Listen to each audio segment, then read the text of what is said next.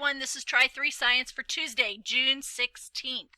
So at this point in our week, you should have watched and completed the June 15th Edpuzzle video and questions, and completed the Food Chain Gizmo Part 1 Google Doc from yesterday. So today, I promise, will be a much shorter video because we're going to continue on with the Part 2 Food Chain Gizmo Google Doc.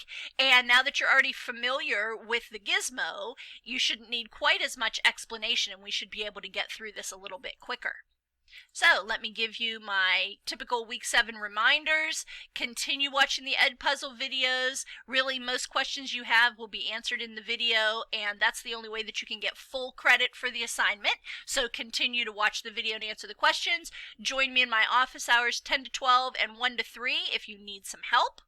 And don't forget, pre-honors will meet tomorrow. That's Wednesday at 3 o'clock for a live class. We'll be looking at the topics that you've chosen for your expert reports and expert slides, and looking at some resources that you might want to use and include on your slides and how you design your slides. So make sure you join us if you're in pre-honors. Okay, so this Tuesday, we have the same objectives that we had yesterday: to observe energy transfers in a food chain, to classify organisms as different levels of producer or consumer, and to experiment with population changes to determine how food chains are affected.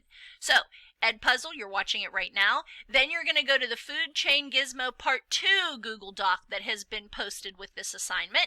Again, click on the blue link, and you have to log into your Gizmo class. You can't just use the free version. You're limited to 5 minutes, but all of you have been added to a Gizmo class, so you need to log into that class. If you don't remember your username and password, you can email me and I'll send it to you. Conduct the lab simulation according to the directions in the Google Doc and complete the orange boxes. Some of you did not complete all of the orange boxes, especially the ones where you were supposed to make a prediction and then show your actual result. There were 3 of those boxes. A few people left those blank, so I returned it to you. Please do not return something that I have returned to you. Do not resubmit it until you have finished it. So if I return it to you, obviously there's something missing. Don't turn around and hit the resubmit button. I'll do that once, and then I'm just going to give you a 50% incomplete, because you need to finish. If I've taken the time to look at it and return it to you and give you the opportunity to finish it, you need to take advantage of that opportunity and not just send it right back to me without bothering to do anything. So make sure you're clicking turn it in when you're finished, but incomplete work will definitely be returned for you to finish. Okay, let's go back and give me a minute to hook up the split screens here, and I'll show you how to do part 2 of your food chain gizmo.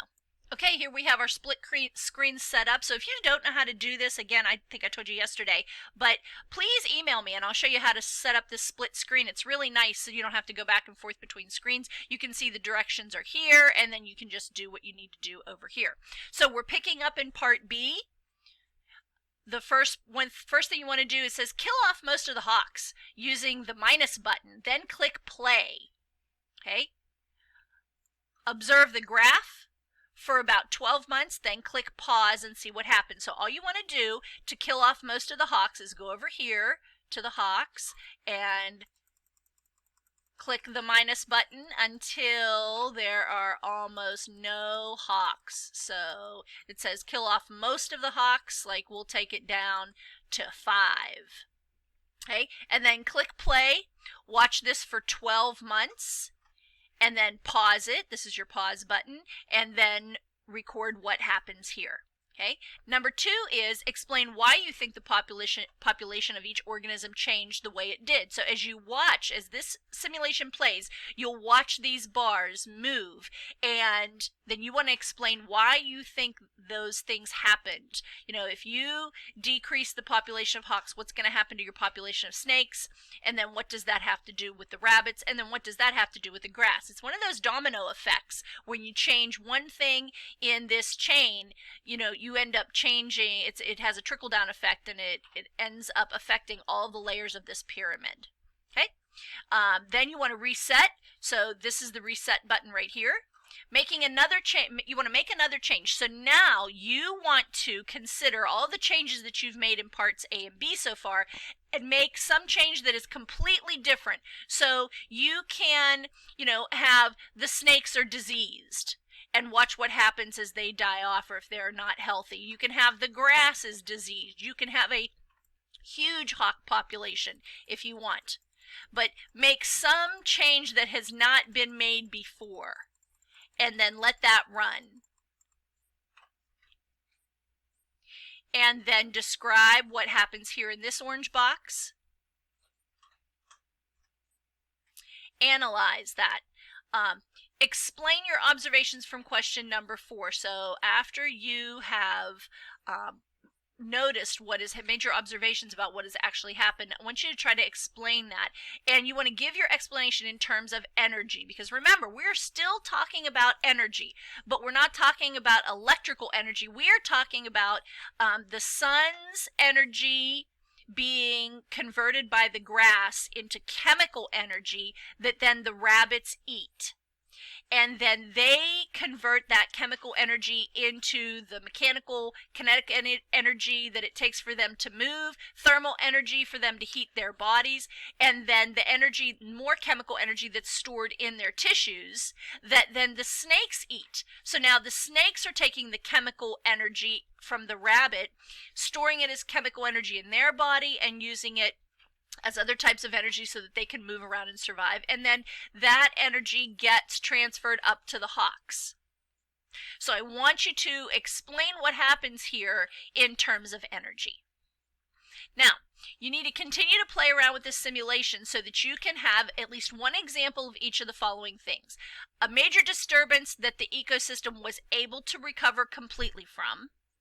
A major, so these will change wildly, but then eventually they will equal back out, equilibrium will be reached, and that's what we mean by recover. So they might really change, but eventually we reach an equilibrium, so that would be fully recovered.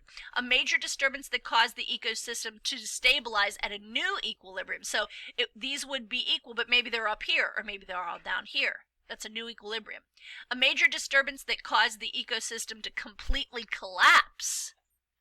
That's an interesting one. And then a major disturbance that almost caused a total collapse, but the ecosystem was able to recover from eventually. So 4 examples that fit those cases. Now, that you have done all of this and completed all these simulations and read a lot about this, you should be able to define these vocabulary terms.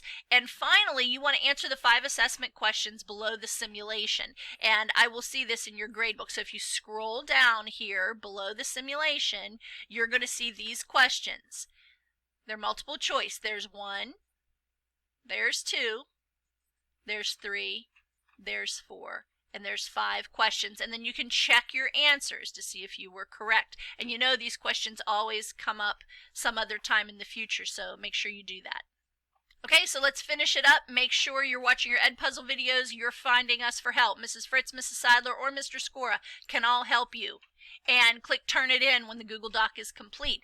And hey, know your food chains. We've got some more interesting things coming up the rest of this week, and I've got some great food chain, predator, prey videos for you, some real wildlife videos for you to enjoy next week. We're going to try to spice it up a little bit here as we end our trimester. So know your food chains. Thanks for watching, guys. I'll see you tomorrow.